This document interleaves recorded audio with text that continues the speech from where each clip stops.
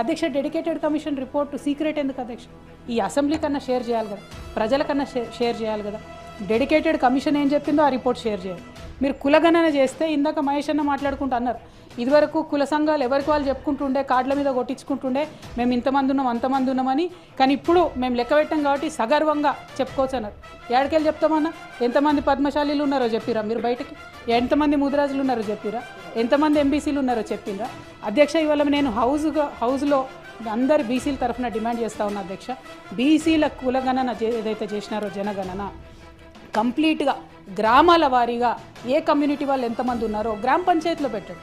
ఏమన్నా అభ్యంతరాలు ఉంటే వాళ్ళు చెప్తారు, తప్పు ఉంటే సరి చేసుకుందాం.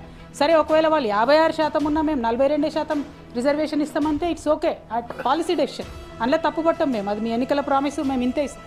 కానీ లెక్కలు తప్పు చెప్పడం వల్ల ఫ్యూచర్ జనరేషన్స్కి ఇబ్బంది అవుతుంది, అది విద్యలో ఇబ్బంది అవుతుంది, రేపు పొద్దున ఎంప్లాయ్మెంట్లో ఇబ్బంది అవుతుంది, ప్రమోషన్ల విషయంలో వచ్చినప్పుడు ఇబ్బంది అవుతుంది, మనమే మోసం చేసుకోవడం అవుతుంది తప్పితే ఇంకోటి కాదు. కాబట్టి ఖచ్చితంగా భూసాని కమిషన్ రిపోర్టు టేబుల్ చేయాలి అధ్యక్ష.